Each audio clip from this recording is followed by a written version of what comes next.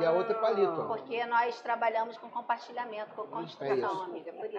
A gente divide tudo, quase tudo. Isso é importante. Aí, meu papel como consultor aqui, quando há conflitos, especialmente de cima para baixo, há um impacto violento. Porque é muito difícil, muitas vezes, o empreendedor ou o líder entender o quanto exemplo ele é.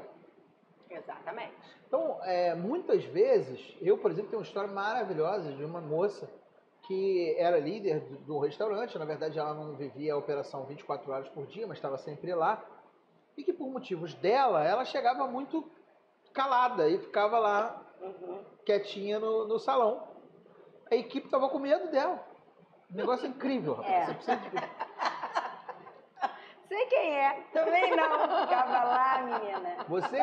Dava uma palavra, aquela cara assim. Só lembrando ao pessoal que está aqui com a gente, que além de vídeo, a gente também tem esse podcast em todos os aplicativos de áudio. Então, muita gente escuta o Foodtopia e não assiste. Então, quando eu mencionei a pessoa, eu apontei para Paula, tá? Só para você que está só ouvindo a gente, para você poder saber. Não fui eu.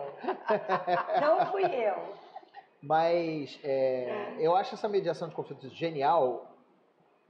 E, como em gastronomia a gente lida muito com situações conflituosas, não só societárias, mas especialmente na relação equipe, na relação dia a dia, cliente, né? Porque a gente tem isso em abundância, muitas vezes por causa da questão da bebida alcoólica, muitas vezes por causa da questão...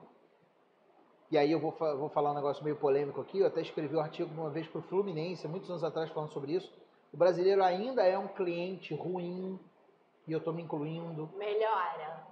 Não, ele é um cliente ruim Não, mesmo. Vamos melhorar a comunicação. Não, ele é um cliente ruim mesmo. Por que ele é um cliente ruim?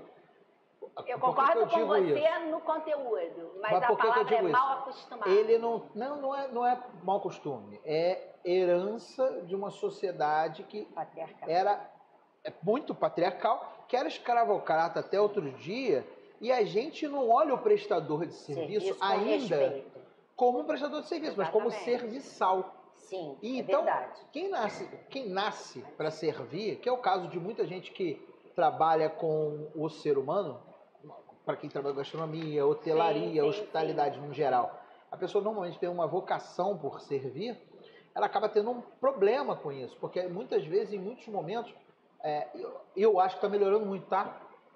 Mas a gente ainda tinha uma herança muito grande, que vai passando de geração em geração, que é natural que a gente se comporte desse jeito, que é a maneira com a qual a gente via. E eu estou me incluindo.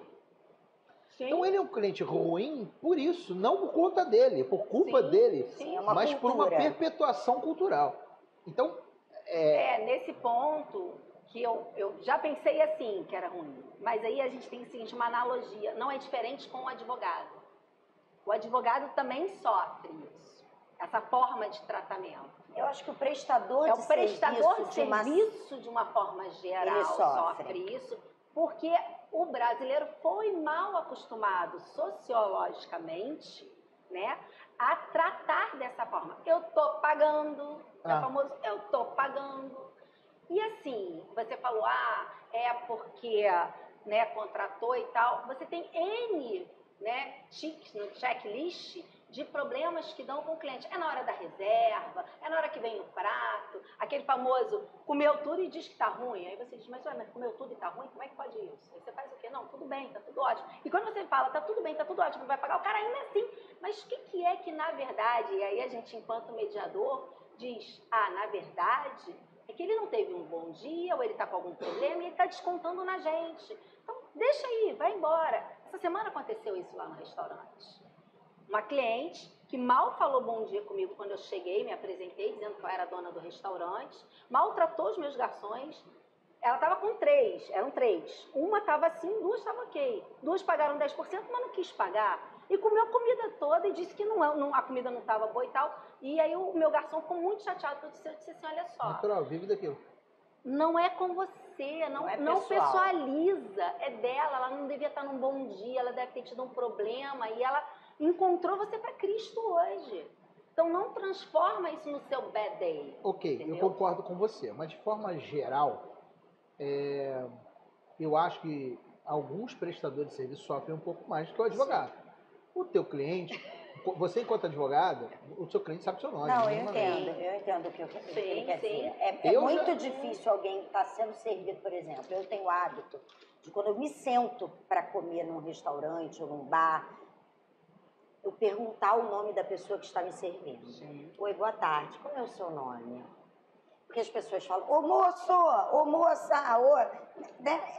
É desrespeitoso, né? Eu acho que você pode perguntar o nome daquela pessoa. Depende da circunstância. Que tá se você for no boteco, você vai toda semana botar o apelido do garçom de bigode, não é não, beleza, mas aí... honroso, pô. Não, mas aí é legal. Não, mas ele aí é um ambiente chama informal. de bigode.